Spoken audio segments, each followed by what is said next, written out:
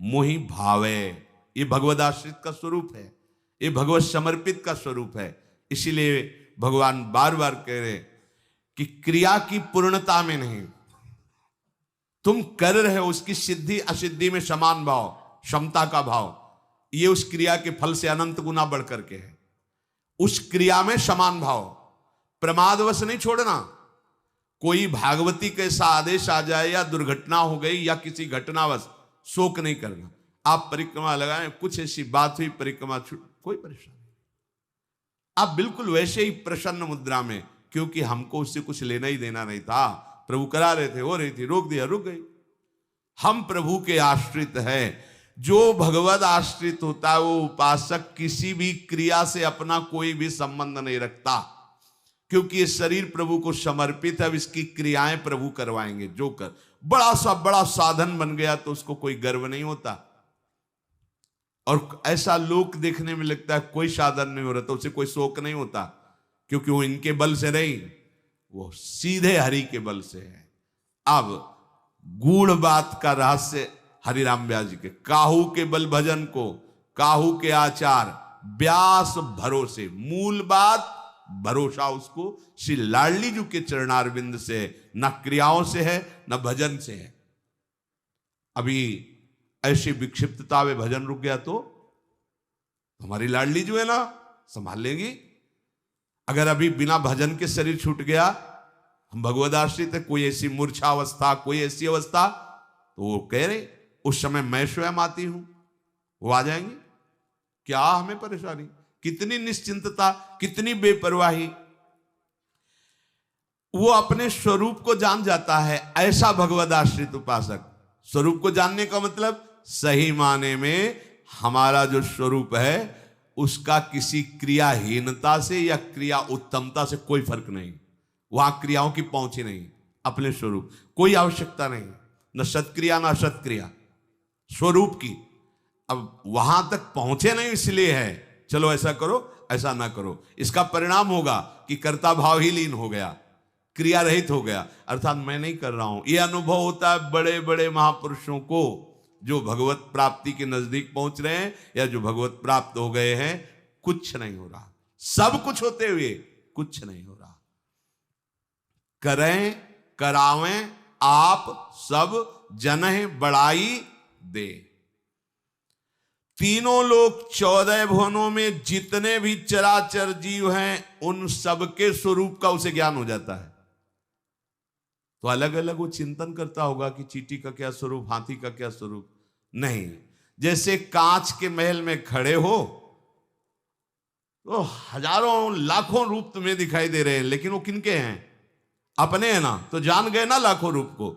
ऐसे ही आत्मा एक है, ये घड़े अनेक हैं, ये सब घड़े भास रहे हैं, इनमें एक ही आत्म तत्व है, दूसरा नहीं। जान गए 14 भुवनों में, तीनों लोकों में अनंत जीवों के स्वरूप का उसे बोध हो गया। क्यों? क्योंकि अपने स्वरूप का बोध हो गया। सब जगह, अब भक्ति से सब जगह एक ही भगवान हैं, सब जगह हैं तो यहां भी हैं। यहां का परिचय मिल गया तो सब जगह वही है ना, सबको जान गया ना, खत्म। ये बात समझना है। प्रकृति से संबंध रहित हो करके अपनी स्थिति जो है वो स्वरूप स्थिति है। ये प्रकृति की रचना है, स्थूल शरीर, सूक्ष्म शरीर, कारण शरीर, ये प्रकृति रचना है। ये अध्यात्म मार्ग है, इसलिए कैसे समझ में आएगा देहाभिमानी को ये बात, पर सुनते रहोगे तो जहर उतर जाएगा माया का, तो समझ में आने लगेगा। अनंत जन्मों तक अनंत क्रियाओं और अनंत शरीरों को हमने प्राप्त किया है। अनंत जन्म हुए हैं, अनंत क्रियाएं हुई, अनंत शरीर मिले हैं। कभी इनकी एकता नहीं हो सकती, लेकिन अनंत जन्मों में, अनंत शरीरों में, अनंत क्रियाओं में स्वरूप एक ही रहा है। वो अब भी है, वो आगे भी रहेगा। ना वो शरीर रहे, ना वो क्रियाएं रही, ना वो अनंत जन्म कर्म रहे। स्वरूप आज भी है, और आज भी निर्लेप है। वो केवल भ्रम से हमने जिस जिसको पकड़ रखा है वही हमें भोगना पड़ रहा है। ये पकड़ना छोड़ दो, इसी को कहते हैं अहमता और ममता। जो उपासक भगवद आश्रित हो जाता है वो ये रहस्य जान जाता है और सबसे अलग हो जाता है। कारण से, सूक्ष्म से, स्थूल से, तीनों लोकों से, 14 भुवनों से अलग होकर जब अनुभव करता है तो सब एक ही होता है। गूढ़ रहस्य एकम एक होकर के ना अपने का अनुभव होगा, ना संसार का अनुभव होगा, ना भगवान का अनुभव होगा। सबसे न्यारो अब वो अपने स्वरूप का जो ही अनुभव हुआ या भगवत स्वरूप का अनुभव हुआ तो एकम एक हो गया, क्योंकि एक ही रह गया। आप सर्वान वस्तुतया निरीक्ष परम स्वाराध्य बुद्धिर्मम। आप कहीं कोई द्वैत नहीं रह गया, कहीं कोई माया नहीं रह गई, कहीं कोई भ्रम नहीं रह गया। ऐसा उसे अध्यात्म का ज्ञान हो जाता है भगवद आश्रित को। फिर कर्म चाखिलम विदुः। एक कर्म बहुत बड़ा बलवान है। इसे ऐसा मत सोचना कि हमने एक कर दिया खत्म हो गया। तुमने जो किया 5 मिनट का कर्म, हो सकता है वो 5 मिनट का कर्म तुम्हें 5 जन्म लिवा दे। कर्म बड़ा भयंकर होता है, बड़ी भयंकर परिस्थिति पैदा करता है, मिटिया मेट कर देता है। डरो ऐसा कोई कर्म ना बन जाए जो तुम्हें जहां चल रहे हो यहां से घसीट कर नीचे गिरा दे। कर्म बहुत बलवान है। क्यों? पहला इसका प्रभाव होता है बुद्धि का अपहरण करना। सबसे पहला प्रभाव होता है जो आपने असत कर्म किया है, कोई और नहीं, तुम्हारी बुद्धि का अपहरण करके पहले वहीं ले जाया जाएगा जहां तुम्हें दंड भुगताना है। तुमसे वैसे बुलवा दिया जाएगा, तुमसे वैसे करवा दिया जाएगा जैसे तुम्हारी दुर्गति होगी, जैसे तुम्हारा अपमान होगा, जैसे तुम्हारी निंदा। तुम ये क्या बोल दिया हमने, हम तो बोलने नहीं चाहते, ये क्या निकल गया। अब हाय हाय करते रहो, वो कर्म तुम्हारा बुलवा रहा है। ये मैंने क्या किया, मेरी तो कोई इच्छा ही नहीं थी। कैसे? वो कर्म है बलवान, जबरदस्ती बलात् तुमसे करवा दिया और जीवन भर जेल भोगो, जीवन भर निंदा सहो, जीवन भर भयंकर रोग से ग्रसित हो जा। कर्म, इसे कोई खिलवाड़ में मत लीजिए। मस्ती, लोग कहते हैं अरे थोड़े दिन का जीवन मिला, मस्ती। मस्ती का क्या स्वरूप? बोले शराब पियो, मांस खाओ, बेविचार करो, मनमानी आचरण करो, मौज लो। ये मौज नहीं, ये मौत है। ये महान दुखदाई तुम कर्म जो भ्रष्ट आचरण कर रहे हो, ये जब अपना स्वरूप प्रकाशित करेंगे तो तुम्हारी धज्जियां उड़ जाएंगी। तुम क्या बड़े बड़े को रहे न रावण सब अभिमानी, हिरणाकश्यप संबरदानी, खान विभव की खान, जगत में कुछ दिन के मेहमान, भजले श्री भगवान जगत में कुछ दिन के मेहमान। कुछ दिन के लिए तुम्हें स्वतंत्रता मिली है, अगर इसका दुरुपयोग करोगे तो तुम्हारा कर्म ही तुम्हें नष्ट कर देगा। कर्म चाखिलम विदुः। भगवद आश्रित इस कर्म के रहस्य को जान जाता है। ये सृष्टि रचना क्यों हुई, कैसे हुई, भगवान क्या है, कैसे है, कोई प्रश्न बकाया नहीं रह जाता। जिसके जान लेने के बाद कुछ जानना बाकी नहीं रहता, वो प्रभु श्री हरि है। मनुष्य मात्र को देश काल परिस्थिति के अनुरूप जो कर्तव्य कर्म प्राप्त हो जाए उसे बड़ी निष्ठा से निर्वाह करना चाहिए। भाव समझिए, आपको जो शास्त्र उपदेश करते नहीं समझ पाओगे, तो इसीलिए गुरुदेव का वर्णन किया जाता है कि जैसे मेडिकल स्टोर रखा है, हम बीमार हैं, पर हो सकता है हम कोई ऐसी औषधि लेके खा लें जो हमारी बीमारी बढ़ जाए या मर भी सकते हैं, क्योंकि हमें पता नहीं ना है इसी में औषधि कहीं। अब उसकी खोज करने के लिए हमें डॉक्टर चाहिए। डॉक्टर ने हमारे मर्ज को देखा, उसकी अनुपात से दवा का, अमुक दवा इतने ढक्कन पियो, इतनी टेबलेट खाओ, इतना इंजेक्शन लगवाओ, ऐसा ऐसा। ऐसे ही शास्त्र मेडिकल स्टोर हैं भवरोग के। हमारा स्वभाव, हमारी वृत्तियां, ये गुरुदेव देखते हैं, उसके अनुसार हमें उपदेश देते, तुम ये साधन स्वीकार करो, इस साधना से चलो, ऐसे तुम वहां पहुंच जाओगे। ये हुई दवा। अब हमको मेडिकल स्टोर से मतलब नहीं, गुरुदेव रूपी सद्वैद्य के द्वारा बताई हुई औषधि का सेवन करें और कुपथ्य का त्याग करें। सदगुरु वैद्य वचन विश्वासा, संयम या न विषय कयासा, रोग नष्ट हो जाएगा। मनुष्य मात्र को जो कर्तव्य दिया गया है उसमें तुम मनमानी बिल्कुल मत लगाओ, अभी मुक्त हो जाओगे। बस यही हमारी कमी है, हम अपने मन की लगा देते हैं, सब बात बिगड़ जाती। जहां मन की लगाया, ये वही मन है जो आज तक हमें भगवत प्राप्ति नहीं होने दिया, और इसी मन की सलाह मान रहे हो। वही बुद्धि है जिसने मुझे प्रभु से विमुख करके संकटों में फंसा दिया। कैसे तुम्हें बताए, ये बुद्धि बड़ी मित्र बनती है, काम पूरे दुश्मन का करती है।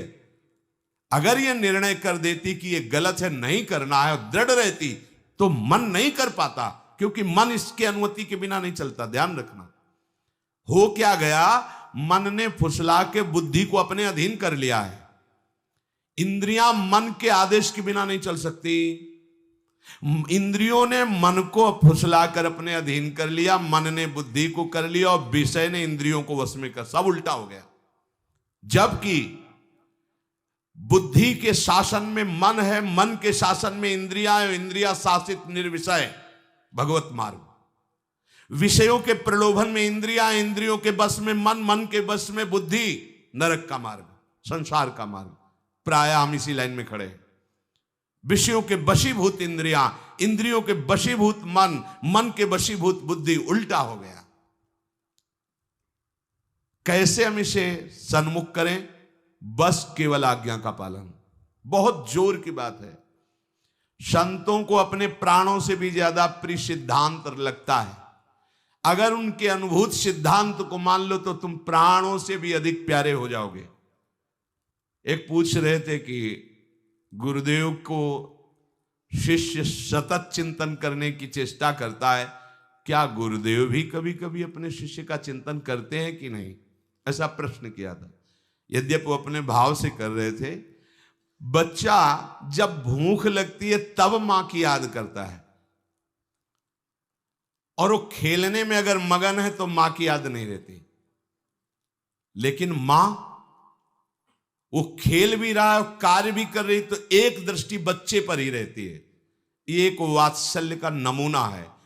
मां तो मोहग्रस्त है, और गुरुदेव तो समत्व को प्राप्त ज्ञान निधि हैं। गुरुदेव की दृष्टि क्या तुम्हारे तक नहीं पहुंच रही है? तुम जो चिंतन करते हो वो चिंतन करते हैं इसलिए कर पा रहे हो। तुम्हारे अहम में इतनी सामर्थ्य नहीं है। अगर तुम हरि का चिंतन कर रहे हो तो हरि तुम्हारा चिंतन कर रहे हैं, इसलिए तुम्हारे अंदर चिंतन आ रहा है। हरि की याद आ रही, प्रियाजू की याद आ रही, प्रियाजू आपको याद कर रहे हैं। गुरुदेव की दृष्टि हर समय अपने शरणागत पर होती है, पर समझ जाए तो निहाल हो जाए। समझ कब पाएगा? जब गुरुदेव के सन्मुख रहेगा। सन्मुख का मतलब सामने खड़े रहना नहीं, उनके सिद्धांत पे चलोगे तो हजारों कोस दूर होने पर आपको अनुभव होगा गुरुदेव हमारे संग हैं। आपको अनुभव होगा, केवल कोरी भावना नहीं, आपको अनुभव, ओ गुरुदेव साथ बचा लिया। एक एक वृत्ति को बचाते नजर आएंगे, बाहर नहीं अंदर भी। ये वृत्ति जा रही थी विषय में, कैसे बचा लिया? एक एक वृत्ति को भगवदाकार गुरुदेव की कृपा कर देती है। उपासक को किसी भी देश, किसी भी समय, किसी भी परिस्थिति में अपने प्राप्त कर्तव्य का त्याग नहीं करना चाहिए। प्राप्त कर्तव्य जो आज्ञा हुई है, सच्ची मानो, बस आज्ञा पे कोई भाग्यशाली चल पाता है, नहीं चल पाते। खाना पीना, समय व्यतीत करना, पड़े रहना, ठीक है, जीवन यापन हो रहा है, लेकिन आज्ञा पर, अगर आज्ञा है कि पड़े रहो, तो पड़े पड़े ही तुम्हें भगवत प्राप्ति हो जाएगी। आज्ञा पर जीवन, ये बड़ी दुर्लभ बात है। आज्ञा मानना बहुत दुर्लभ बात है। कर्तव्य कर्म जो तुम्हें प्राप्त हुआ है, कोई भी उसमें फलासक्ति की भावना न रखो। इसका क्या फल होगा? बोले यहां गेट में खड़े रहो, इसका क्या फल होगा?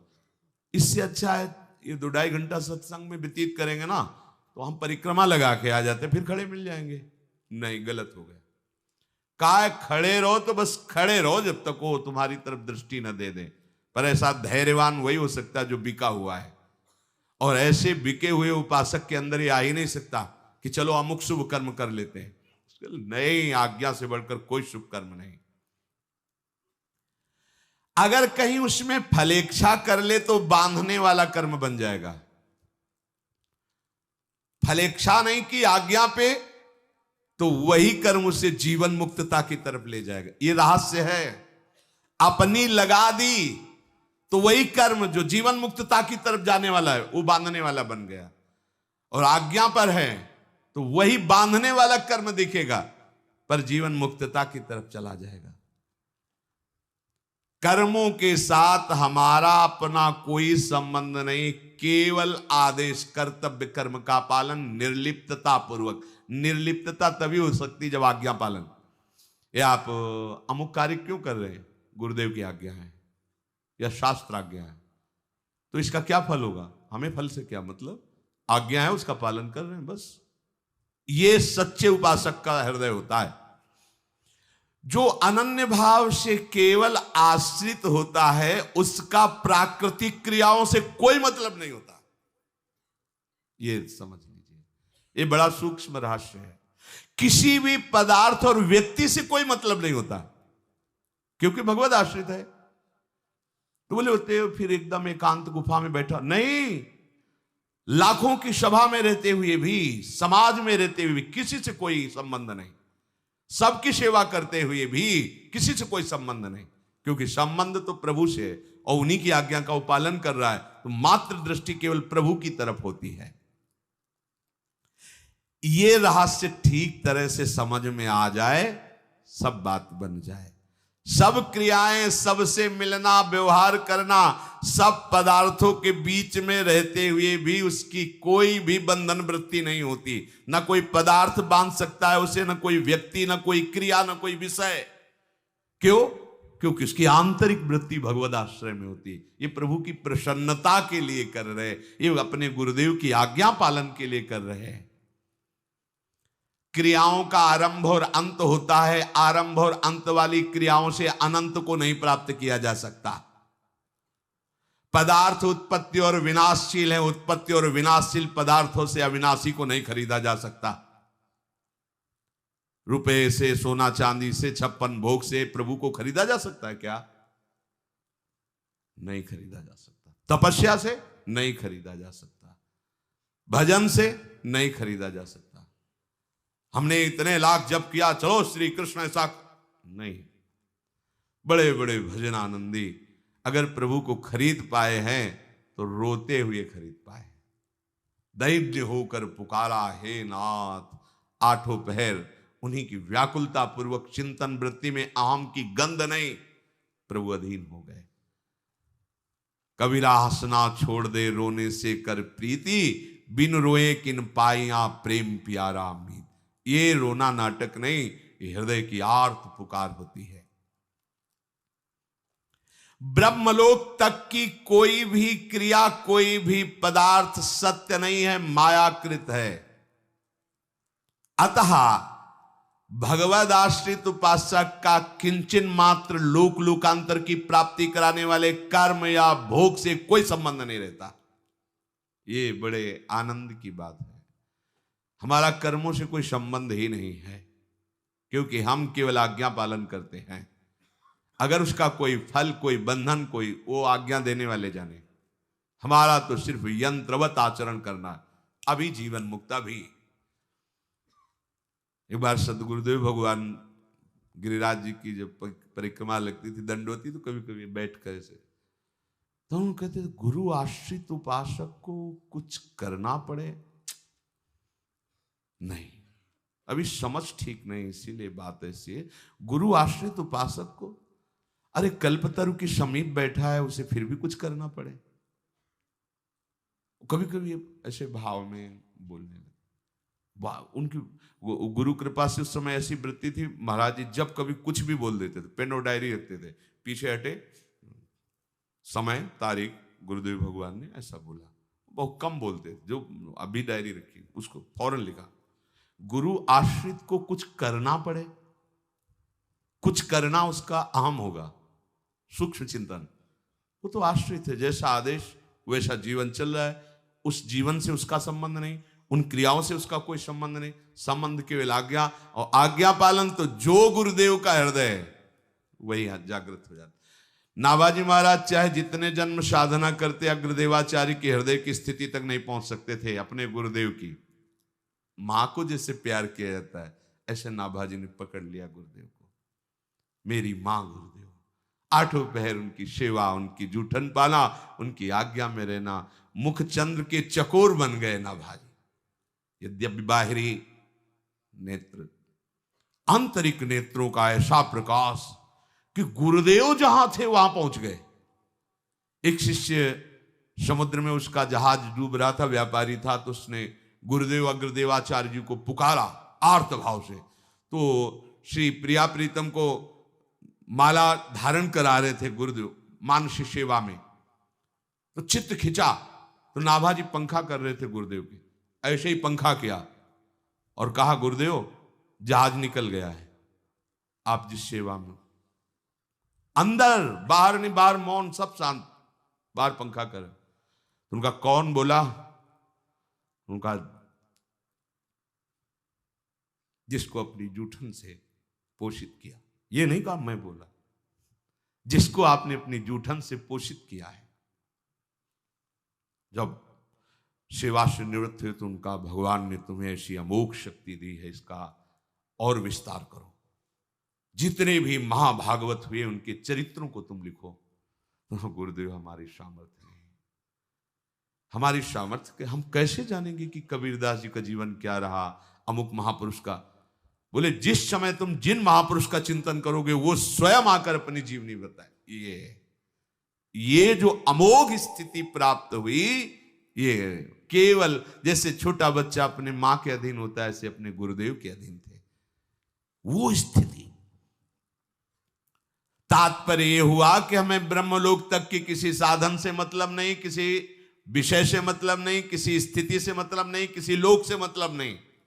जो आज्ञा हो रही हम उसका आश्रय लेकर पालन कर रहे हैं, इसी से हमें वो जरा मरण मोक्षाय, वो परम स्थिति, अविनाशी स्थिति। बातें बनाना अलग चीज होती है, आंतरिक स्थिति आना अलग चीज होती है। माया के टक्कर को, माया के प्रहार को स्थितिवान सह सकता है, बात बनाने वाला नहीं सह सकता। समझना, ये छोटी मोटी बातें नहीं है। जब प्रहार होगा काम क्रोध का तो चकनाचूर हो जाओगे। अगर स्थिति है तो मुस्कुरा के सह के निकल जाओगे। स्थिति गुरु कृपा ही केवलम, केवलम गुरु कृपा ही केवलम। तात्पर्य हुआ कि आश्रय लेकर के जो आज्ञा पर चलता है उसे पूर्ण ब्रह्म का बोध हो जाता है, अध्यात्म का, जीव को अपने स्वरूप का बोध हो जाता है और कर्म के वास्तविक रहस्य को जान जाता है। शादि भूतादि दैवम माम शाधि यज्ञम च ये विदुः प्रयाण काले पिच माम ते विदुर्युक्त चेतसः। जो मेरे आश्रित हो जाता है वो अधिभूत को जान जाता है, अधिदैव को जान जाता है और अधियज्ञ को जान जाता है। जो मुझे अपना जीवन समर्पित कर देता है तो वो अधियज्ञ को, अधिदैव को, अधिभूत को मेरे सहित जान जाता है, क्योंकि उसने चित्त मेरे में लगाया है। तो प्रयाण काले पिचमाम ते विदुर्युक्त चेतसः, अंत काल में वो संपूर्णतया मेरे ही चिंतन में तन्मय होता है और मेरे को ही प्राप्त हो जाता है, सब कुछ जान जाता है। शाधिभूतम शाधिभूतादि दैवम माम शाधि यज्ञम च ये विदुः। भूत, अधि भूत, भूत माने पांच भौतिक, जितनी मायाकृत रचना वो सब अधिभूत है। जितनी मायाकृत रचना आपको दिखाई दे रही है सब नाशवान है। गो गोचर जालग मन जाई सो सब माया जानो भाई। जहां तक तुम्हारा मन जा रहा है, जहां तक तुम्हारी इंद्रियां जा रही, जो तुम्हें दिखाई दे रहा है सब मायाकृत है। ये सब नष्ट होने वाला है, सब परिवर्तनशील है। जितनी भी ये भौतिक सृष्टि है ये क्षण मात्र में नष्ट होने वाली, इसका कोई स्थायित्व नहीं है। आपका शरीर और बाहर जितना कुछ देखो, किसी भी क्षण कुछ भी नष्ट हो सकता है। ये बात जब आपके दिमाग में बैठ जाएगी तो आपको कुछ अच्छा नहीं लगेगा, कहीं आपको कुछ भी प्रिय नहीं लगेगा। अब बात बन गई, देखो राग रहित होना शुरू हो गए, यही सत्संग है। सब कुछ नाशवान, ये बहुत भाग्यशाली उपासक के चित्त में बात बैठती है। मन जहां जहां जा रहा है, ये भी तो नष्ट हो जाएगा, ये भी नष्ट हो जाएगा। इसी ने गर्भ से भगाया था, इसी चिंतन ने, इसी चिंतन ने भगा। ये तो नहीं पता था कि भाई अधिभूत अधिदैव अधियज्ञ, नहीं, बस सरल भाषा में भगवत प्रेरित बात आती थी। माँ मर जाएगी, पिता मर जाएंगे, ये सब परिजन मर जाएंगे, मरने वाले, तो मेरा कौन है? कौन है जिससे हम प्रेम करें, जो हमारे पास बना रहे? पता नहीं कब ये मर जाए, ये शरीर छूट जाए, मतलब कैसे, क्या है ये? व्याकुलता बढ़ते, ये कक्षा 5 में आई थी, व्याकुलता बढ़ते बढ़ते 9 तक पूर्णांक में आ गया, भगा दिया संसार से। अगर ये चिंतन हमारे दिमाग में बैठ जाए कि जितनी सृष्टि की रचना तिनके से लेकर ब्रह्मा तक कभी भी नष्ट हो सकती, क्षण में परिवर्तनशील, ये सब नष्ट होने वाली, किससे प्यार करूं यहां, किससे अपनापन करूं? अभी राग रहित होना प्रारंभ हो जाए, पर इतनी छोटी बुद्धि है, सामने विषय देख करके सब विवेक नहीं धारण करती, बस भोग लो सुखी हो जाओ। अच्छा, भोग लिया तो क्या सुखी हो गए क्या? जलन तो और बढ़ गई ना, कामना और बढ़ गई। ये कैसा जादू हुआ? ये भूत के लड्डू ना खाए तो जले और खाए तो जले। जब दोनों भांति जलना है तो एक भांति का जलना ऐसा स्वीकार करो जिससे जलन शांत हो जाए, वो है ना खाना। दोनों भांति से जलन, उभय भांति देखे तब मरना, कि दोनों तरफ मरूंगा। अगर प्रभु के पास जाके हिरन बनता हूं तो मारा जाऊंगा, और ना कहता हूं तो चंद्रहास से गला काट देगा रावण। उभय भांति देखो जब मरना, तब ताक्यो रघुनायक। मरना है तो इस राक्षसी वृत्ति वाले के हाथ से क्या, प्रभु के हाथ से मरे। तो जलना है दोनों तरफ, इधर भी चलेंगे तो जलना है, इधर भी चलेंगे तो जलना है। तो अंतर क्या है? इधर चलेंगे तो ज्वाला में ज्वाला बढ़ती चली जाएगी, और इधर चलेंगे तो हर कदम में जलन शांत होती चली जाएगी।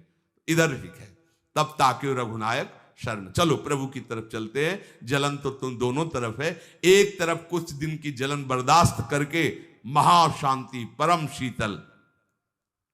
यहां कुछ भी स्थायित्व तो नहीं है। इस सृष्टि में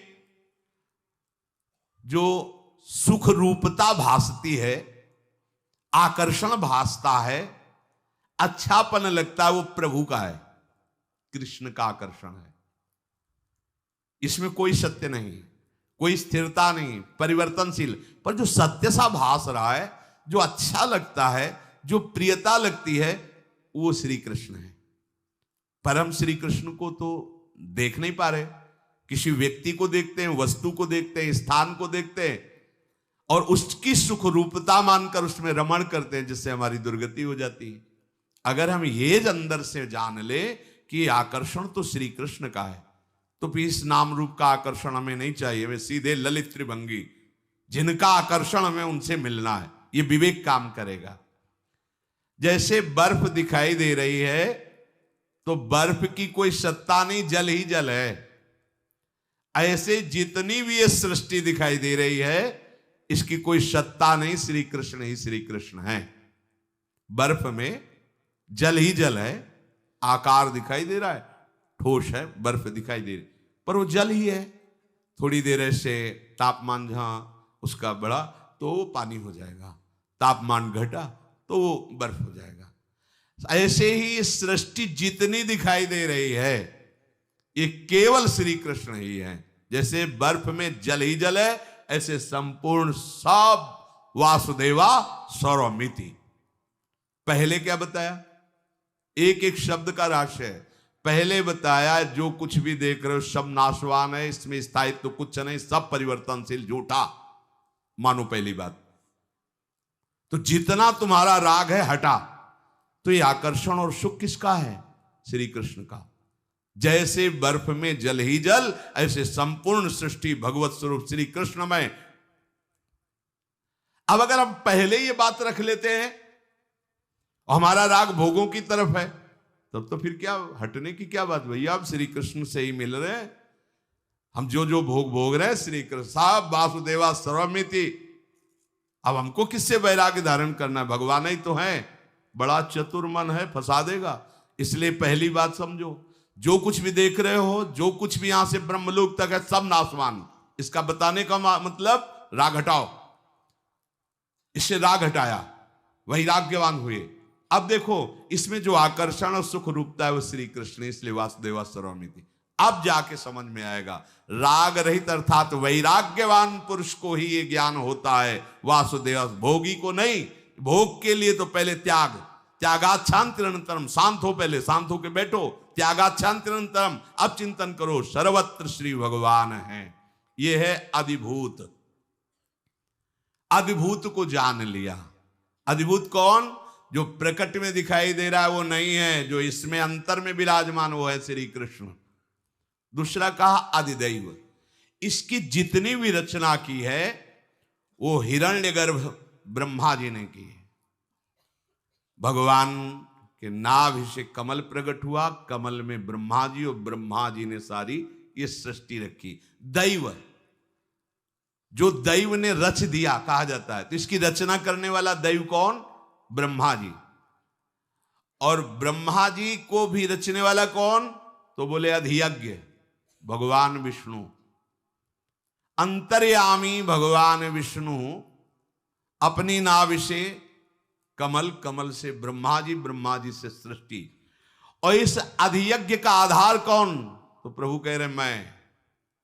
हमारे निकुंज बिहारी श्री ठाकुर जी के एक अंश से भगवान विष्णु, उनकी नाभि कमल से ब्रह्मा, ब्रह्मा से संपूर्ण सृष्टि। ये हुई जानकारी अधिभूत की, अधिदैव की, अधियज्ञ की। अर्थात सृष्टि रूप में मेरे श्री कृष्ण, रचयिता रूप में मेरे श्री कृष्ण, मूल रूप में मेरे श्री कृष्ण, सर्वमूल रूप में मेरे श्री कृष्ण। शांत, किसी से कोई संबंध नहीं, केवल श्री कृष्ण से। अब जब ऐसा जान गया तो प्रयाण काले पिच माम ते विदुरयुक्त चेतसहा। अब अंतिम उसका सुधर गया, केवल प्रभु से संबंध रह गया। ये अंतिम सुधर जाना महामहोत्सव है। सारी मेहनत इसी बात की जाती है कि फाइनल सुधर। साल भर बड़े पढ़ाकू रहे और आपकी कॉपी में नंबर ही सही नहीं दिए टीचर ने, फेल हो गए, तो साल भर तुम्हारा पढ़ाकूपना किस काम का रहा? पूरा जीवन तुम्हारा सार्थक तभी माना जाएगा जब आपकी कॉपी जांचने में नंबर सही आ जाए। यहां प्रभु कह रहे मैं नंबर सही तभी करूंगा जब पहले तुम ये बात समझ लो कि मेरे सिवा कोई नहीं, मैं ही ब्रह्मा हूं, मैं ही विष्णु हूं, मैं ही चराचर जगत हूं। अधिभूत, अधिदैव, अधियज्ञ। तो प्रयाण काले पिचमाम ते विदुरयुक्त चेतसहा, वो अंत काल में मेरे को देखता है। भाई अंत काल बुढ़ापे के बाद आएगा, इसका क्या भरोसा? अभी खत्म हो जाए, अगला शब्द नहीं बोल पाएंगे, गया। इसका तो कोई टाइम नहीं है अपने पास। अंतकाल का कोई टाइम है क्या अपने पास? इसलिए अपने तो बहुत खतरे में है। अगर ये कह दिया जाता कि बुढ़ापे के बाद ही आपका शरीर, तो चलो थोड़ा तो चैन मिला कि अभी 40-50 और प्लस होंगे। कोई भरोसा नहीं। हमारा अंतकाल किसी समय भी हो सकता है। हमारा क्या मतलब? अपने सब लोगों का कभी भी हो सकता है। धाम में एक आते थे फूल चयन करने ठाकुर जी के लिए, और वो टीचर भी थे, ब्राह्मण ब्रजवासी। 2-3 दिन नहीं आए तो हमने पूछा, वो नहीं, वो लोग पधार गए। वो कैसे? एकदम हष्ट पुष्ट। वो बोले बैठे और पत्नी से कहा कि भोजन लाओ, वो परोस के लाई, वो पधारे बैठे थे। क्या हो गया? बोले वो दिल फेल हो गया। ये कब फेल पास हो जाए, सब फेल ही है। इसलिए हर समय नाम, जब हमारा अंतिम समय हर समय है। ये जो अंतिम का सोचे ना कि अभी 60 के हैं, 10-20 और, अभी थोड़ी जाने वाले हैं। ये रजिस्टर करवा के आए। एक भिक्षुक आया और पांडवों से भिक्षा की याचना की, किसी अपनी रक्षा आदि के लिए। भीमसेन ने कहा आज तो नहीं, कल ये कार्य कर देंगे। युधिष्ठिर जी ने कहा शंख बजाओ। भीम ने काल पर विजय प्राप्त कर ली, क्योंकि इनको कल का वादा किया है।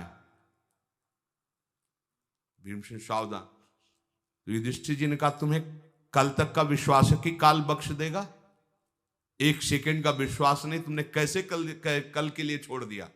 अभी जाओ, इसी क्षण इसकी रक्षा करो, पता नहीं जीवन है कि नहीं है। भगवान की उत्तम भक्ति के द्वारा भगवान की आराधना करके जिस स्थिति को प्राप्त हुए, वो बड़ी दुर्लभ स्थिति कबीरदास जी की, बड़ी दुर्लभ स्थिति। निर्गुण और सगुण, साकार निराकार सब में प्रवेश जिनका, समग्र भगवान के रूप को जानने वाले। काल करे सो आज कर, आज करे सो अब, पल में परलय होएगी, बहुरी करोगे कब? पता नहीं अंतकाल हमारा कब है। भगवद आश्रित होकर सब में भगवत भावना करते हुए संसार से सर्वथा जो उपरत हो गए हैं, वो युक्त चेतसा हैं, उनका चित्त भगवान में जुड़ गया है। तो अंतकाल में बड़ी पीड़ा होती, मृत्यु के समय बड़ी पीड़ा होती। मरना कोई साधारण बात नहीं, बहुत कठिन, बहुत कष्ट होता है। भगवान कहते हो ये कष्ट मेरे भक्तों को नहीं होता, क्योंकि भगवान उस समय आनंद समुद्र उसके ऐसे मुस्कुराते हुए उसका जीवन जाता है। जैसे हम अपना कोई वस्त्र उतार करके नया पहन रहे हो तो हमें शोक थोड़ी होता है, एक आनंद होता है क्योंकि नया वस्त्र पहन रहे हैं। ऐसे ही भगवत भक्त को शरीर छोड़ते समय कष्ट, चेष्टा भले दिखाई दे, लेकिन उसके अंतर में कष्ट नहीं होता। स्वयं भगवान विराजमान होते हैं उस समय, क्योंकि जीवन भर उसने तो कितना जीवन, आज से यदि हम शुरू कर दिया और शाम के पधार गए तो हमारा पूरा जीवन बन गया। अभी हम निश्चय किया, भजन शुरू किया, अभी आधा घंटे में राधे श्याम हो गया तो भगवत प्राप्त हो जाएगा। ये बहुत बढ़िया सौदा है। आगे के लिए न टालें, आगे के लिए टालने का मतलब बहुत बड़ा घाटा। आज से, अभी से, इसी जीवन को ये बात समझ कर कि संपूर्ण सृष्टि भगवान ही है। भले हमें नहीं दिखाई देते लेकिन हम मान लेते, मानने से हम जान जाएंगे। अब हमारा जितना समय बचा है, राधा राधा राधा, पता नहीं कौन सी श्वास अंतिम हो, कौन सा क्षण अंतिम हो, वो अटल रूप से निश्चित मेरे को प्राप्त होगा, अटल स्थिति प्राप्त होगी। चाहे जितना स्थूल शरीर में हलचल हो, सूक्ष्म शरीर में हलचल हो, पर किंचन मात्र वो दुख से विचलित नहीं होगा और मेरे को प्राप्त होगा। श्री भगवान ऐसा कह रहे हैं, प्रयाण काले पिच मामते विदुरयुक्त चेत। यही जीवन का परम लाभ है, जीवन का परम लाभ है भगवत प्राप्ति। हम ऐसी चेष्टा करें जिससे हम प्रभु के चिंतन परायण रहें, हर समय अपने प्यारे जू का नाम, उनका रूप, उनकी लीला, उनकी सेवा, जितनी श्वासें बचे, ये भाग्यवान कोई ही धारण कर पाएगा। भाग्य का मतलब भगवत कृपा पात्र ही, और हमें लगता है जितने सुनने वाले सब कृपा पात्र ही है। अगर कृपा पात्र ना होते तो सौभाग्य न मिलता। 4:15 बजे से बैठ करके सुनने का मतलब है आप 2 बजे से दिनचर्या कर रहे हैं, तभी इतने समय बैठ सकते हैं। ये सब कृपा पात्रों का लक्षण है।